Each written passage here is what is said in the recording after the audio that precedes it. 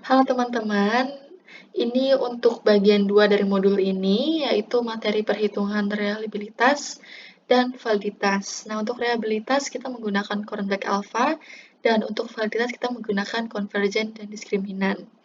Nah, di sini kita pakai Excel dan rumus-rumusnya udah ada. Nanti kalau misalnya teman-teman dapat Excel-nya, sebenarnya yang penting di sini adalah teman-teman itu tahu bagaimana interpretasinya. Jadi ntar kalau misalnya teman-teman ingin lebih tahu soal perhitungannya, bisa pelajarin di praktikum KRE ya.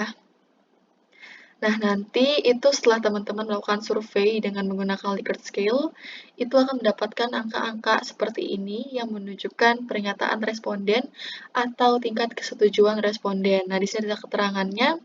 Angka 1 berarti sangat tidak setuju, angka 2 tidak setuju, angka 3 setuju, dan angka 4 sangat setuju. Nah, Excel ini sebagai contoh aja teman-teman, dan kita ceritanya punya 20 responden dengan 4 atribut, dan setiap atributnya punya 3 pernyataan. Jadi nanti teman-teman kalau misalnya mau menggunakan Excel ini, tinggal disesuaikan aja ya jumlahnya. Nah, cara bacanya itu, ini responden 1 berarti sangat setuju dengan pernyataan 1, dan sangat tidak setuju dengan pernyataan 4, dan seterusnya. Nah, kita akan menghitung validitas dan reliabilitas sesuai yang ada di tab ini. Untuk pertama, kita hitung validitas dulu. Ini kita menghitung dengan menggunakan konvergen dan diskriminan. Nah, teman-teman bisa baca di sini untuk keterangannya. Nah, untuk konvergen sendiri itu diukur dengan korelasi pernyataan di dalam satu atribut. Nah, seperti ini. Jadi untuk atribut 1 terdapat pernyataan 1, pernyataan 2, dan pernyataan 3.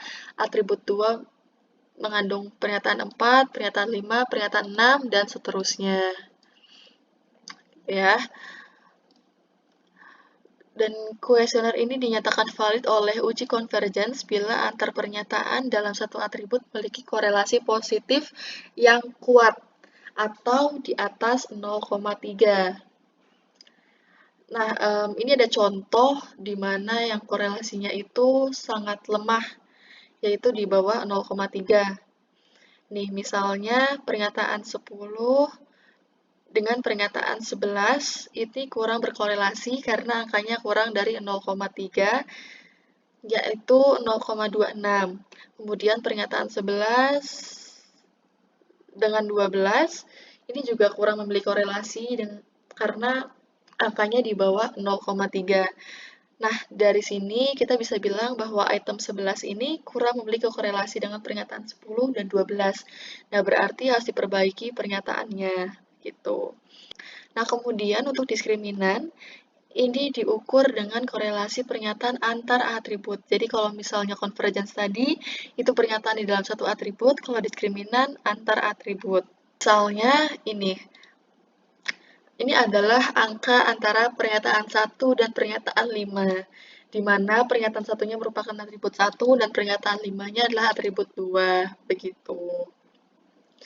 Dan kuesioner ini dinyatakan valid oleh uji diskriminan bila antar pernyataan berbeda atribut memiliki korelasi yang rendah atau di bawah 0,9, baik angkanya positif maupun negatif.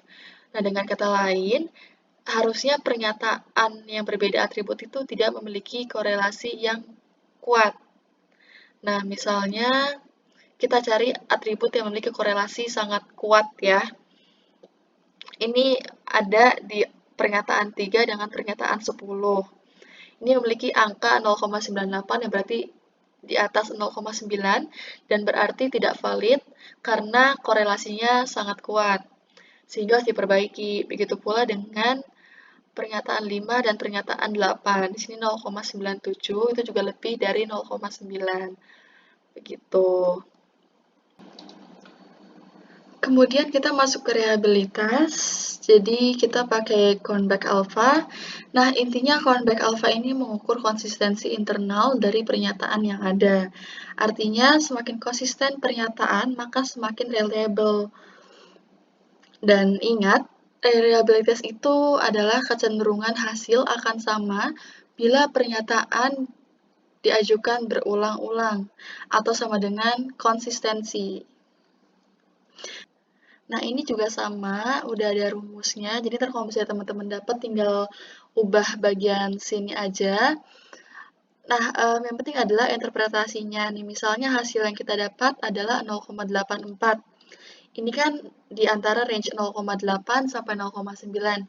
Makanya, untuk reliabilitas dari kuesioner ini baik karena memiliki konsistensi internal yang baik. Jadi disesuaikan saja dengan angka yang ada di tabel ini.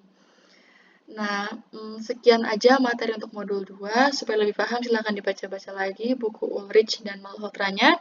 Sampai ketemu di pretest dan praktikum. Semangat ya!